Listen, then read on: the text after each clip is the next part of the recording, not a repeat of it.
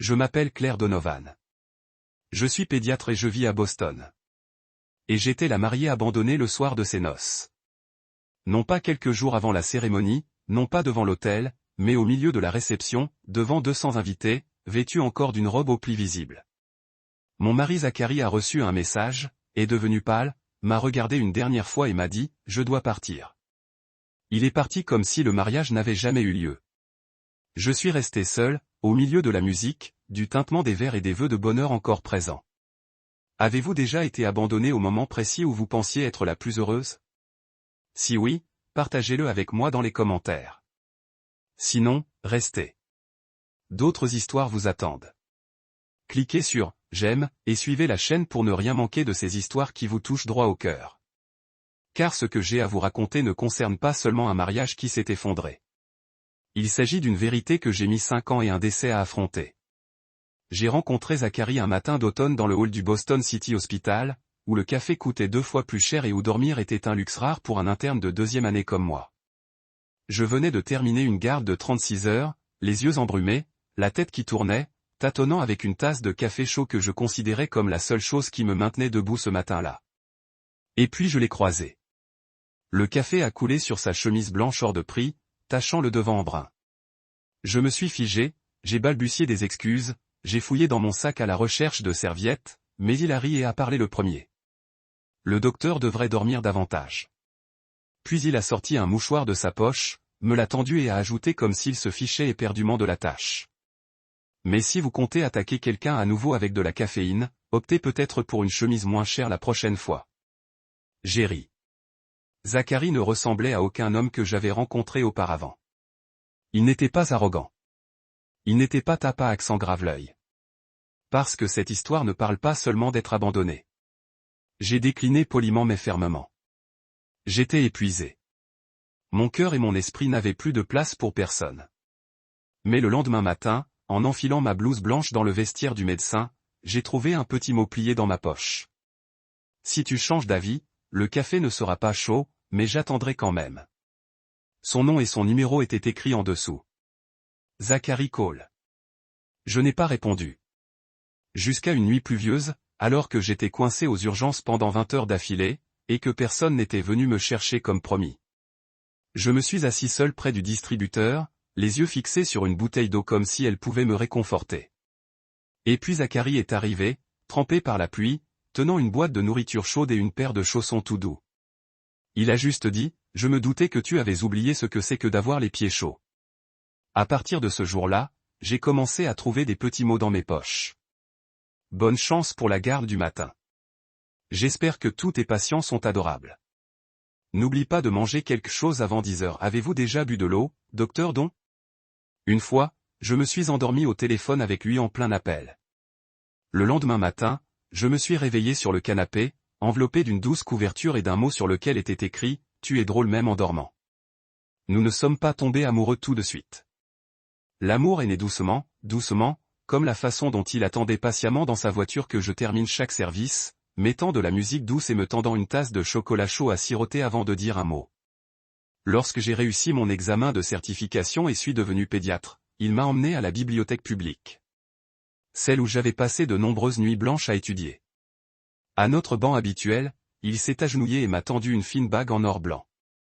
Pas de diamant, juste mon nom gravé à l'intérieur. Claire Donovan. Je n'ai pas besoin d'une grande promesse. J'ai juste besoin de savoir que même quand tu seras fatigué, tu choisiras quand même de rentrer à la maison. Auprès de moi. J'ai hoché la tête en silence, non pas sous l'effet de l'émotion, mais parce que je savais qu'il était à la maison. Lorsque sa mère est décédée subitement d'un AVC, c'est moi qui me suis assise à ses côtés aux urgences. 7 heures. Il n'a pas crié fort. Il a juste serré sa main froide comme s'il s'accrochait au reste de sa vie. Après les funérailles, il a dit quelque chose que je n'ai jamais oublié. Tu es la seule personne en qui j'ai entièrement confiance maintenant. Nous avons commencé à concevoir la maison de nos rêves dans une banlieue tranquille de Brooklyn. Parquet clair, grande fenêtre baignée de soleil dans un coin, juste pour les 2 étagères à livres, car j'adorais les livres pour enfants. Il a passé un mois entier à trouver le carrelage de cuisine parfait dans le brouillard de Seattle, comme je le souhaitais. J'ai choisi les couleurs de peinture pour la chambre d'enfant, même si je n'étais pas encore enceinte. Il a choisi les prénoms. Miles si c'était un garçon, June si c'était une fille, comme sa mère. Chaque détail de cette maison reflétait un homme attentif à ce que j'aimais. De la marque de thé que je buvais au rocking chair sur le balcon pour me reposer tout en admirant le ciel.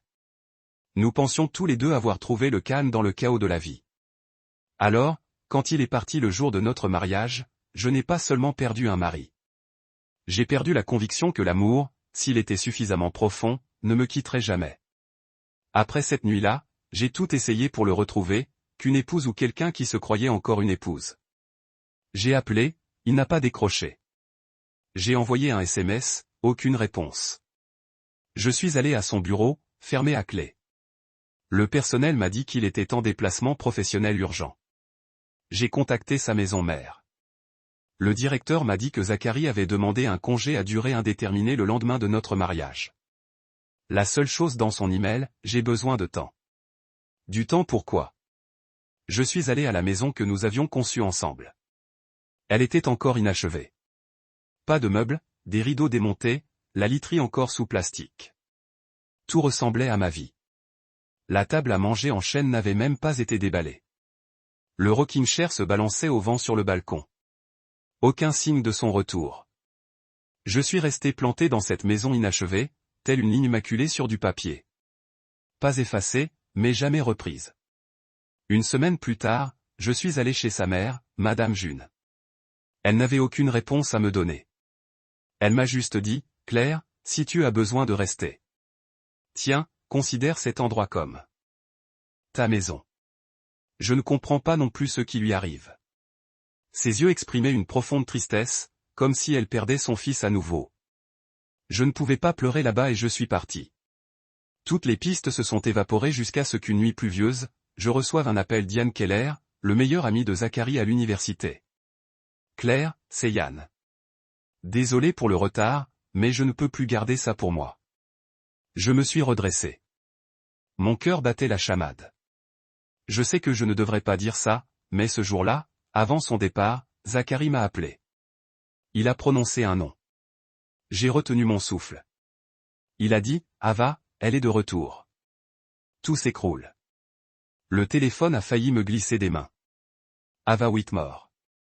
Je n'avais entendu ce nom qu'une seule fois, lors d'un de nos premiers rendez-vous, lorsque Zachary avait évoqué une relation étudiante qui s'était terminée tragiquement. Ava, l'ex-petite amie qui aurait disparu dans un accident de voiture en 2015. Ça a fait la une des journaux. Il y a eu des funérailles. La famille a confirmé le corps. Zachary en a à peine parlé. Il a seulement dit qu'elle avait tourné à gauche. Moi non. Et ce fut la fin pour toujours. Mais comment était-elle revenue? J'ai passé la nuit à fouiller tout ce que je pouvais trouver sur Ava. L'article sur l'accident était toujours en ligne. Mais lorsque j'ai cherché Ava dans les archives publiques de la base de données des citoyens, le résultat est resté vide. Pas de numéro de sécurité sociale, pas de relevé d'impôt, pas de compte bancaire. Comme si après 2015, elle n'avait jamais existé. Le silence de Zachary commençait à prendre forme. Je suis allé aux archives de la bibliothèque municipale où étaient conservés les avis de décès, les certificats et les rapports d'accident. Un détail étrange dans la copie du certificat de décès d'Ava Whitmore, le champ réservé à l'identification. Le corps était flou à cause d'une erreur d'impression. La section « Contact » était également vide. J'ai appelé une vieille amie, journaliste d'investigation pour un journal local. Elle m'a aidé à contacter quelqu'un qui avait couvert l'accident des années auparavant. L'appel a duré 6 minutes, mais les 10 premières secondes ont suffi à me glacer le sang. Ava Whitmore ne figurait pas sur la liste des victimes confirmées par ADN, faute d'ADN correspondant.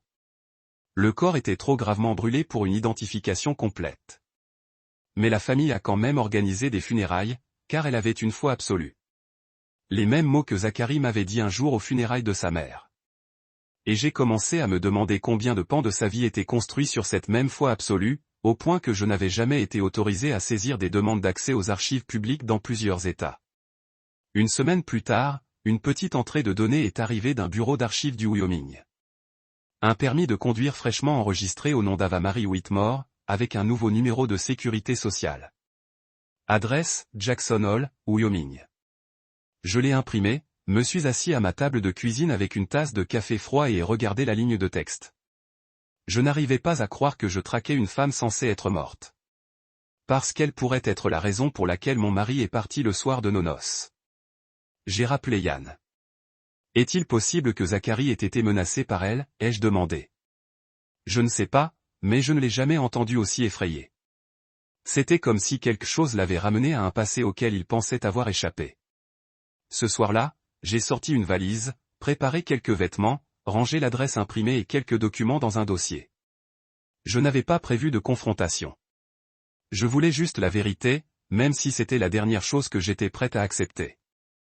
Mais je ne suis pas allé dans le Wyoming. Même après avoir imprimé l'adresse, rangé mes vêtements, prête à entrer directement dans cette ville, je n'ai pas quitté Boston.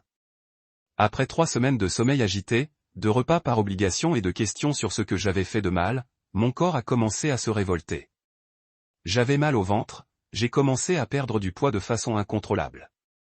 Ma peau est devenue grise malgré l'absence de soleil. Je continuais à me présenter à l'hôpital tous les jours, toujours. Je portais ma blouse blanche, je posais toujours mon stéthoscope sur les poitrines fragiles des nouveau-nés en néonatologie, je répondais toujours aux questions des parents d'une voix calme. Mais je ne vivais pas. Je survivais. Ou plus précisément, je me cachais. Me cachant de la question du pourquoi. Me cachant de la musique du mariage qui résonnait encore dans mon esprit chaque soir où je m'allongeais. Me cachant de l'image de Zachary me fixant d'un regard vide. Cette phrase, je ne pourrai jamais l'expliquer. Je dois partir. Mon ami a commencé à s'éloigner. Non pas par méchanceté, mais par impuissance. Jessica, ma meilleure amie et demoiselle d'honneur, est venue tous les jours la première semaine.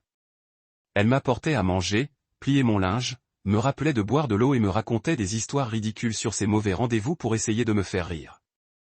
Un jour, elle s'est assise au bord de mon lit, sa voix à peine audible. « Claire, si tu ne parles pas, je ne sais pas quoi faire d'autre. » J'ai enfoui mon visage dans l'oreiller, silencieuse. Elle a soupiré, « Tu n'es pas obligé d'aller bien maintenant, mais tu dois te laisser aller. Souffrir, être en colère, être en vie. Tu ne peux pas continuer comme ça, un fantôme. » Quelques jours plus tard, elle a cessé de venir. La famille de Zachary a coupé tout contact. Sa mère a cessé de répondre aux appels. Sa sœur m'a bloqué sur les réseaux sociaux. Son oncle, qui avait l'habitude de siroter du whisky avec moi et de me raconter des anecdotes de lycée sur Zach, m'a envoyé un simple email. Nous avons demandé du respect de notre vie privée pendant cette période. Leur vie privée? Et ma douleur? J'ai commencé à imaginer que Zachary avait été kidnappé. Peut-être forcé. Peut-être un accident, un complot, une maladie mentale non diagnostiquée. Je me suis accroché à tout ce qui pouvait rendre ce qu'il avait fait pardonnable jusqu'à ce que je reçoive un appel de la banque. Bonjour, mademoiselle Donovan. Nous aimerions vérifier certaines transactions récentes effectuées sur un nouveau compte Mastercard à votre nom. Ouvert le 17 du mois dernier. Excusez-moi. Je n'ai ouvert aucun nouveau compte. Exactement, madame. C'est pourquoi nous vous appelons. Il semble que la carte ait été ouverte avec l'un de vos anciens profils, mais l'adresse de livraison est un hôtel dans le Montana. J'ai demandé les détails. Un nouveau compte de crédit. Adresse de livraison, Cabin Woodin, Livingston, Montana. Nom du destinataire, Zachary Cole. L'hôtel était une petite auberge de seulement 8 chambres. J'ai trouvé le numéro de téléphone en ligne et j'ai appelé immédiatement, le cœur battant si fort que j'en ai eu la voix étranglée. Cabin Wood est arrivé. Comment puis-je vous aider? J'ai essayé de paraître calme. J'aimerais confirmer si un certain Zachary Cole séjourne ou séjournait là-bas. Je suis sa femme. Il y a eu un silence. Je suis désolé. Nous ne pouvons pas divulguer les informations des clients. C'est urgent. Une question de vie ou de mort, la famille. Je ne sais même plus ce que je suis. Je ne sais pas si c'était de la pitié ou autre chose. Mais la réceptionniste a finalement expiré. Il y avait un certain Zachary Cole ici. Chambre 3. Il est resté une semaine et est parti la semaine dernière. Savez-vous où il est allé? Nous n'en sommes pas sûrs, mais il n'est pas parti seul. Que voulez-vous dire? Il y avait une femme avec lui. Aucune réservation à son nom, mais de grands cheveux bruns, vêtu de chapeau à large bord, lunettes de soleil toujours sur le nez, même à l'intérieur. J'ai essayé de calmer ma voix. Tu connais son nom? Désolé, on ne le connaît pas. Mais je me souviens qu'il l'appelait Ava. J'ai posé le téléphone sur la table. Mes mains tremblaient tellement que j'en avais besoin des deux rien que pour tenir mon verre d'eau. Zacharie n'avait pas disparu. Il n'avait pas été kidnappé. Il n'était pas malade mentalement. Il était parti de son plein gré avec Ava et il avait utilisé mon nom, mon identité pour payer sa disparition. J'ai quitté Boston début septembre, avec 2 valises de vêtements, un dossier médical et une blessure sans nom, avec seulement le sentiment qu'à chaque fois que je me regardais dans le miroir, je ne reconnaissais plus la personne qui me regardait. Le centre de santé communautaire de Silver Creek se trouvait dans une petite ville du nord du Vermont, nichée entre pins et collines verdoyantes. Il n'y avait pas d'ascenseurs automatiques, pas de couloirs blancs interminables comme dans les grands hôpitaux, juste 4 salles d'examen principales, une salle d'appel commune pour les médecins et les infirmières, et une vieille machine à café qui claquait de façon irrégulière toutes les quelques secondes. Mais là, je pouvais respirer. J'étais arrivé comme pédiatre et conseillère en développement de l'enfant pour des familles à faible revenu. Au début, je pensais que ce serait temporaire, quelques mois de repos, puis retour en ville. Mais après la première semaine, lorsqu'un petit garçon de 3 ans s'est accroché à moi parce que plus personne ne me lit de livre avant d'aller me coucher, j'ai su que je restais. Caleb Morgan a été le premier à m'accueillir le premier jour. Pas en blouse blanche, pas d'étiquette, juste un homme grand et mince, le regard calme et un sourire bienveillant. Il m'a montré le bureau, m'a expliqué comment amadouer l'imprimante quand elle est capricieuse et m'a montré un fauteuil en cuir usé. Attention à celui-là. Il s'effondre parfois, mais il est fidèle. Caleb n'a jamais demandé pourquoi un médecin de Boston avait atterri ici. Il n'a jamais sondé. Il n'a jamais cherché à savoir ce qui se cachait derrière ses yeux fatigués. Il a simplement laissé une tasse de tisane à la camomille sur mon bureau après de longs rendez-vous où m'a tenu la porte quand j'avais les mains pleines de dossiers. Il habitait à 5 minutes de la ville, dans une maison en bois à 2 étages près du ruisseau. J'avais 2 enfants. Olivia, 8 ans, obsédée par le dessin et curieuse à souhait, et Henry, 4 ans, qui aimait cacher des jouets dans les poches de son père pour emporter de la magie avec lui. Ils ne savaient pas que je venais d'une vie brisée. Et je ne leur ai rien dit. Je travaillais, puis je me promenais le soir au bord du ruisseau, puis je dînais seul au son du vent à travers les vitres en bois. Mon monde se réduisait à la cuisine du 2e étage de la clinique, où je buvais du chocolat chaud, consultais des dossiers et entendais parfois Caleb fredonner des chansons country en lavant des tasses. Un jour, Olivia est tombée en courant dans la cour de l'école. Ce n'était pas une égratignure grave, mais elle a sangloté comme si sa jambe s'était cassée en 2. Caleb l'a portée jusqu'à la clinique, et c'est moi qui l'ai nettoyée. Olivia lui a serré la main et a crié, « Papa, tu es sûr qu'elle sait ce qu'elle fait ?» Caleb a ri en lui ébouriffant les cheveux. Claire a un jour guéri le genre de douleur que même moi je ne voyais pas, ma chérie. Je n'ai rien dit, j'ai continué. Il tamponnait les raflures sur son genou. Mais quelque chose d'inconnu s'est réveillé en moi. Nous avons commencé à déjeuner ensemble. Sans le vouloir, sans le planifier, juste au moment où je descendais, il était déjà là, ou l'inverse.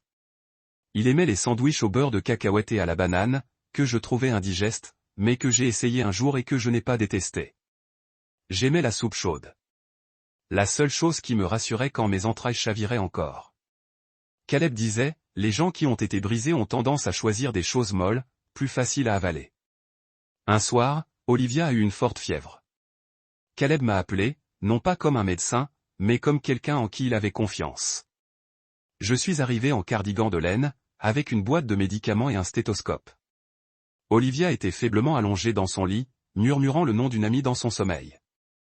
Après lui avoir donné les médicaments, je me suis assise dans le fauteuil du salon, regardant Caleb lire sous la lampe à côté d'elle. « Tu es une bonne mère », ai-je dit doucement. Il m'a regardé.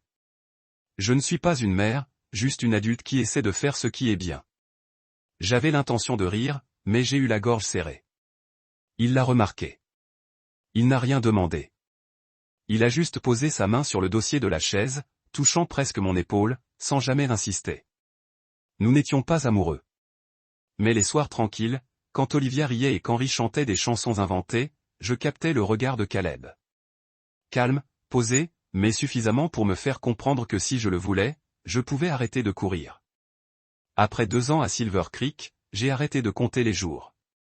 J'ai emménagé chez Caleb un matin de printemps. Ce n'était pas un déménagement grandiose. Pas de cérémonie, pas de camion, juste quelques cartons de livres, un plan de la vente dans un seau en fer blanc, et une question posée à voix basse pendant qu'il rinçait les assiettes. Si j'apporte tous ces dossiers, tu me mettrais dehors? Il a souri, s'est essuyé les mains sur un torchon et m'a embrassé le front. À condition que tu n'apportes pas 3 autres cafetières cassées. Alors, je suis resté. Pas d'annonce, pas de fanfare. Mais les enfants ont compris. Henri, 6 ans à l'époque, a dit à ses camarades, mon père a une nouvelle femme, mais ils attendent un gâteau dinosaure pour se marier. Lui et Olivia, 10 ans maintenant, vifs et attentionnés, m'ont un jour appelé, maman, alors que j'étais à moitié endormi par une fièvre.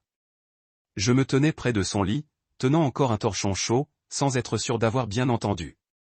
Le lendemain matin, quand j'ai évoqué le sujet, elle a haussé les épaules. Je sais que ma vraie mère est partie, mais si la nouvelle maman prépare de la soupe au poulet et lit chaque mot du livre, elle compte probablement. Caleb l'a entendu, n'a pas dit un mot, mais ce soir-là, il a laissé un mot sur la table. Merci de ne pas être parti, même quand tu avais toutes les raisons de le faire. Nos fiançailles ont eu lieu dans le jardin.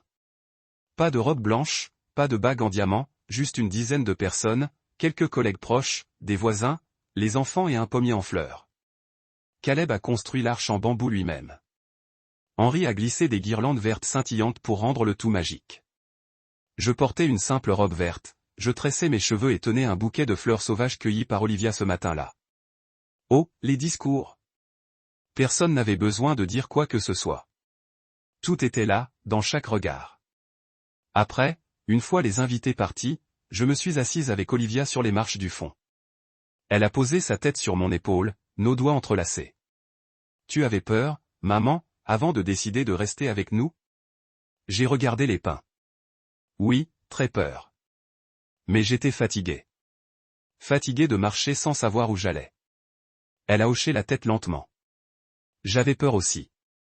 Mais papa a dit, ce n'est pas si grave si vous avez peur ensemble. Je pensais que tout était enfin réglé, que le passé, après tout ce temps, avait cessé d'empiéter sur la vie que j'avais reconstruite morceau par morceau fragile. Mais un jeudi après-midi de fin d'automne, je suis rentré et j'ai trouvé Caleb debout sur le porche, un paquet usé à la main. Quelqu'un l'avait laissé à la porte. Pas d'adresse de retour. Je l'ai pris. Une vieille boîte en carton souple, scellée avec du ruban adhésif délavé. En haut, une seule ligne au stylo gras. Une écriture penchée que je connaissais trop bien. Claire, si tu veux encore savoir. Je l'ai apportée dans la cuisine, les mains légèrement tremblantes. Caleb n'a rien demandé. Il a simplement posé 2 tasses de thé sur la table et s'est assis à côté de moi. J'ai ouvert la boîte. La première chose à l'intérieur était une lettre manuscrite. Le papier était jauni comme s'il avait été écrit il y a longtemps. J'ai immédiatement reconnu l'écriture. Propre, mesurée, un peu rigide, comme tout ce que Zacharie faisait. Si tu lis ceci, c'est que je n'ai pas eu le courage de te la remettre moi-même. Je ne t'écris pas pour demander pardon. Je veux juste te laisser ce que tu mérites, la vérité.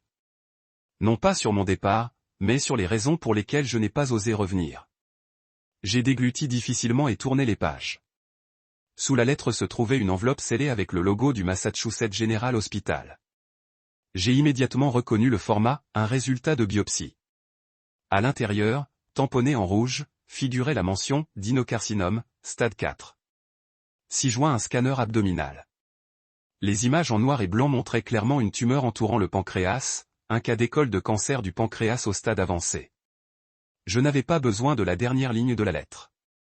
J'ai vécu avec mes erreurs, mais je ne veux pas mourir en silence. Caleb n'a rien demandé. Il a simplement posé sa main sur la mienne. Calme, posé, le genre de geste qui en dit plus que les mots. Pas besoin d'explication, pas de défense. J'ai plié la lettre soigneusement, puis je me suis levé pour prendre mon manteau. Je n'avais jamais prévu de rentrer, mais certaines portes, si on ne les ferme pas soi-même, font hurler le vent à jamais. Je suis arrivé à l'hospice un samedi après-midi. Le ciel était gris, comme si un tissu doux avait été drapé sur le monde. Il ne pleuvait pas, le vent s'était calmé, mais ce froid d'octobre, celui qui ne pique pas, qui ne fait que réveiller ce qu'on croyait avoir enterré, était omniprésent. Zacharie était dans la chambre 12, au deuxième étage, au bout du couloir. La porte était une brèche. Je la poussai doucement et entrai dans la petite pièce, éclairée par une lumière artificielle. L'air sentait légèrement l'antiseptique, mêlé à la lavande séchée accrochée près de la fenêtre. Il était étendu là, décharné, pâle. La peau autour de ses yeux était creuse. Mais ses yeux, eux, étaient toujours les mêmes. Ceux que j'avais connus, aimés, que j'avais cru contempler toute ma vie. Quand j'entrai, il tourna la tête. En me voyant, ses lèvres tremblèrent, puis s'incurvèrent en un léger sourire las. « Je ne pensais pas que tu viendrais. » Je rapprochai la chaise, mais ne parlais pas tout de suite. Il respira lentement, fermant les yeux quelques secondes comme s'il rassemblait ses dernières forces. « Je sais que tu ne me dois rien, murmura-t-il. Pas une visite, pas même un au revoir. Mais si tu veux encore comprendre un peu, je vais tout te dire. » Zacharie inspira profondément. Sa voix était faible. Mais chaque mot était clair. Ava n'est pas morte. Cet accident, ce n'était pas un hasard. Elle était impliquée dans un groupe de blanchiment d'argent qui se faisait passer pour une fondation d'art public. Un jour, j'ai approuvé l'un de leurs projets dès ma sortie de l'école, sans savoir ce qui se cachait derrière. Quand tout s'est effondré, Ava a simulé sa mort pour s'échapper. Et j'ai cru que c'était fini. Il s'est arrêté, a toussé légèrement. Je lui ai versé de l'eau et lui ai tendu la tasse. Ses doigts tremblaient en effleurant les miens. Puis, un mois avant le mariage, elle est revenue. Non pas pour me menacer, mais pour me prévenir. Certains des anciens comptaient encore semer la zizanie pour effrayer les nouveaux. Ava a dit que si je ne les aidais pas à calmer les esprits, ils s'en prendraient à ce qui me tenait le plus à cœur. J'ai serré les poings très fort. Le jour du mariage, Ava m'a envoyé des copies des anciens documents, avec une phrase, « Si jamais elle l'apprend, elle ne vivra pas en paix. » J'allais te le dire après la réception, je te le jure. Mais quand je t'ai vu entrer dans la salle de bal en souriant, saluant nos familles, je n'ai pas pu. Alors, tu as choisi de partir sans un mot? Zacharie baissa la tête. J'ai choisi la lâcheté, pensant que cela te protégerait. Du moins, c'est ce que je me suis dit. À cet instant, toutes ces années de douleur ont éclaté, non pas sous l'effet de la colère, mais dans une sorte d'épuisement qui me touchait droit au cœur. Zacharie m'a regardé, non pas pour me supplier, mais comme un homme qui, un jour, tenait une lumière dans ses mains et la laissait tomber, sans espérer la récupérer, espérant seulement la toucher une dernière fois. Ava est partie. L'année dernière, un cancer, du même type que le mien. Et toi? Les métastases hépatiques, dit le médecin, pourraient durer quelques mois, voire quelques semaines. Combien de temps es-tu resté avec elle? 2 ans. Mais pas comme tu le penses. Il n'y avait pas d'amour. Juste 2 personnes partageant la même peur, accrochées l'une à l'autre pour se maintenir à flot. Je me suis détourné. Alors pourquoi maintenant? Pourquoi envoyer cette lettre? Pourquoi m'appeler ici? Sa voix tremblait. Parce que je suis en train de mourir et que tu es la seule chose que je n'ai jamais eu le courage d'affronter. J'ai pris une inspiration. La pièce m'a soudain semblé plus petite, comme si le bip du moniteur cardiaque et sa respiration saccadée étaient les seuls sons qui existaient. Zacharie continuait de parler, cette fois sans me regarder, les yeux fixés sur le plafond blanc. Je n'attends pas de pardon. Je n'attends pas de toi que tu reviennes. Je veux juste que tu saches que la seule chose à laquelle je me suis accroché tout ce temps, c'était l'image de toi dans cette robe marchant vers moi. Tes yeux brillaient comme si le monde n'avait que nous deux. Je me suis mordu la lèvre.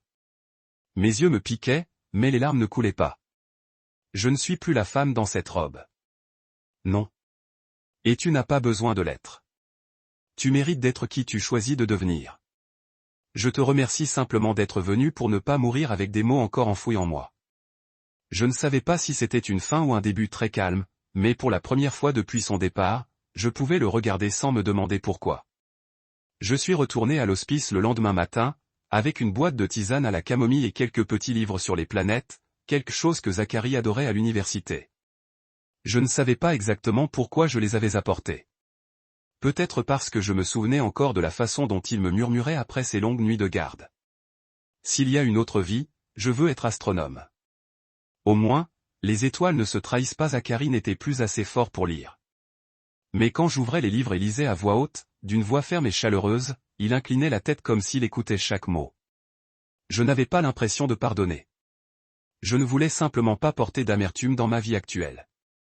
Enfin, je restais à ses côtés tous les jours. Caleb passait de temps en temps. Il n'est jamais entré dans la chambre. Il a juste laissé du café dans le couloir avec un petit mot. Il y a un peu de soleil aujourd'hui. Olivia et moi serons à la maison si tu as besoin de silence. J'avais peur que Caleb ne comprenne pas. Mais son silence, exactement le bon, au bon moment, m'a fait comprendre que je n'avais pas besoin de permission pour digérer un vieux chagrin avec bienveillance. Le 5e jour, je suis arrivé plus tôt que d'habitude. L'infirmière de nuit m'a dit que Zacharie avait à peine dormi. Il était plus faible. Je suis entré dans la chambre, j'ai mis la version instrumentale de Clair de Lune, son morceau de piano préféré. Il ne pouvait plus parler, mais ses doigts tremblaient légèrement comme s'il cherchait la mélodie. Je me suis assise à côté de lui, lui tenant la main. Pour la première fois depuis son départ, nous n'avons rien dit. Et quand sa respiration s'est ralentie, je me suis penché et j'ai murmuré, non pas parce que je savais qu'il m'entendait encore, mais parce que j'avais besoin de le dire. Je n'ai pas oublié, mais j'ai appris à ne plus souffrir. Merci de m'avoir permis d'avancer. Une larme coula sur sa joue. Sa main serrait une petite lettre qu'il avait tenue dans ces derniers jours, si fort que j'ai dû forcer chaque doigt pour la prendre. Je n'ai pas pleuré. Les larmes ne me semblaient pas le langage approprié pour dire au revoir à quelqu'un qui avait été tout pour moi et qui n'était plus qu'un souvenir qu'il ne fallait pas effacer. Ce soir-là, je me suis assise sur le canapé du salon. Caleb à mes côtés, un bras autour de mes épaules, avec douceur comme toujours. J'ai ouvert la dernière lettre de Zacharie. L'écriture était tremblante, irrégulière. Le papier maculé au coin. Je ne savais pas si c'était la sueur, les médicaments ou les larmes. Joueur, j'ai un jour espéré vivre assez longtemps pour tout expliquer, mais parfois, les explications ne viennent pas du temps. Elles viennent du courage. Merci d'avoir bien vécu, même quand je ne le méritais pas. Tu as fait ce que je n'ai jamais été assez forte pour faire. Continue à traiter le monde avec gentillesse, même après qu'il t'ait complètement brisé. Je ne demande pas qu'on se souvienne de moi comme d'un mari, ni même d'un ancien amour. J'espère seulement que dans ta mémoire, je ne suis pas celui qui t'a fait perdre foi en tout. Je ne te demande pas pardon, juste que tu gardes les meilleures années et que tu laisses le reste s'évaporer comme le vent d'une saison. Caleb prit discrètement la lettre, la plia délicatement et la déposa dans la petite boîte en bois qu'Olivia utilisait autrefois pour ramasser des pierres de couleur près du ruisseau. Il se tourna vers moi, les yeux croisés. Il ne se précipita pas pour me demander « ça va », car il savait que je n'en avais pas besoin. Ce qu'il me fallait, c'était quelqu'un d'assez patient pour s'asseoir à mes côtés dans le noir. Les nuits où je ne savais toujours pas qui j'étais en train de devenir. J'appuyais ma tête sur son épaule en silence. De l'autre côté de la fenêtre, le vent agitait les petites guirlandes lumineuses du porche. Un hibou chantait au loin. Le clair de lune se reflétait faiblement sur les bardeaux, et quelque chose en moi, qui avait tenu si longtemps, finit par lâcher prise. Non pas pour disparaître, non pas pour s'éloigner, mais pour ne plus m'alourdir. Je suis rentré dans le Montana à la fin de l'hiver, alors que la neige commençait à fondre et que de fines gouttes d'eau tombaient des avant-toits comme le printemps frappant à la porte. La même maison en bois au bord du ruisseau. Les mêmes lumières qu'Olivia avait accrochées à une corde effilochée. La même porte qui grinçait en s'ouvrant. Mais tout semblait différent. Non pas que je l'avais oublié, mais parce que j'avais cessé de m'accrocher. Zacharie n'était plus le nom qui me serrait la poitrine à l'entendre. Il faisait simplement partie de la longue histoire que j'avais traversée autrefois, comme une étendue de forêt sombre où je m'étais perdu. Et maintenant, j'étais revenu à la lumière. Nous avons célébré le mariage un dimanche matin au bord du ruisseau où Caleb et moi emmenions souvent les enfants jouer. Pas d'église, pas de tenue de soirée, pas de musique d'orgue, juste le bruit de l'eau qui ruisselait et le bruissement du vent dans les hautes branches de pin. Olivia dispersait des pétales de fleurs le long du chemin. Pas d'allée ornée, seulement un sentier que les pieds des enfants connaissaient déjà par cœur. Henri s'agitait avec enthousiasme, demandant sans cesse. « Maman, est-ce l'heure de la promesse éternelle ?» J'ai ri. La façon dont les enfants nomment les rituels des adultes me soulageait toujours. Je portais une robe crème si simple que personne n'aurait deviné qu'il s'agissait d'une robe de mariée. Caleb portait une chemise en lin, les manches retroussées, et ses yeux suivaient chacun de mes mouvements comme s'il n'arrivait toujours pas à croire que ce jour était arrivé. L'officier était un médecin à la retraite qui travaillait à la clinique, aujourd'hui notre voisin et compagnon de pêche de Caleb. Il a commencé par une phrase qui a fait rire toute l'assemblée. Le mariage n'est pas une destination. C'est une paire de chaussures solides. Si elles vous vont, vous irez loin. Sinon, chaque pas vous fera perdre la tête. Il m'a tenu la main doucement, fermement, et à cet instant, je ne pensais ni au passé ni à aucun autre nom. J'étais pleinement présente. Nous n'avons pas échangé de vœux poétiques. Nous avons simplement dit ce que nous avions déjà vécu ces 2 dernières années. Je te promets de ne pas chercher à être parfaite, juste patiente, honnête, et même si tu oublies de laver ta tasse à café pendant 3 jours d'affilée, je t'aimerai quand même. Après une dernière grimace, je te promets de toujours demander, ça va. Même quand vous dites, je vais bien. Je promets de me souvenir que la femme debout devant moi était une fois laissée derrière et a quand même choisi de croire à l'amour. Nous nous sommes embrassés par le ruisseau. Au lieu de feux d'archir ou d'applaudissements, il n'y avait qu'un brillant sur l'herbe et le doux parfum de la tarte aux pommes flottant à travers les arbres. Quelques semaines plus tard, j'ai recommencé à écrire. Le titre de travail. Chaque matin. Petite note. Vous écrivez ce que les autres n'ont pas osé nommer. Continuez. Un jour, Olivia est entrée dans le bureau pendant que je modifiais le chapitre 23. Écrivez-vous sur quelque chose de triste, maman? Ouais, à propos du genre de tristesse dont je pensais autrefois que je ne sortirais jamais. Elle a pensé un moment, puis a demandé l'action. Mais êtes-vous jamais sorti? Pas sorti. J'ai appris à vivre avec et à avancer. Olivia hocha la tête, puis dit, comme un petit philosophe. Comme quand j'étais triste parce que la vraie maman était vraiment partie. Mais il y a maintenant une nouvelle maman qui fait des crêpes. J'ai ri et je l'ai rapprochée. Personne n'enseigne aux enfants comment nommer des émotions. Mais il semblait toujours savoir comment les exprimer dans la langue qui se coupe droit au cœur. Le ciel ce jour-là était clair comme cristal. Le lac toujours, il a toujours semblé que nous avions fait la fête, que nous avions eu la célébration par le lac. Une famille depuis longtemps. Portez cela seul. Et montez sur une pierre plate près du bord de l'eau pour que tout le monde puisse voir. Olivia tira sur ma robe par derrière, ses yeux scintillant comme le lac. Henri tenait un tas d'herbes sauvages, les yeux enfermés sur une libellule perchée sur la manche de son père. Quelqu'un a-t-il demandé pourquoi je voudrais accueillir ce genre de rassemblement? Ils ont dit, vous êtes déjà ensemble. Vous avez réussi les tempêtes. Vous avez une maison, des enfants, une paix. De quoi avez-vous besoin de plus? J'ai regardé autour de moi, rencontrant chaque regard. 2. Je pense que nous n'avons pas d'événement comme celui-ci pour marquer une étape importante. Nous les avons pour reconnaître tranquillement.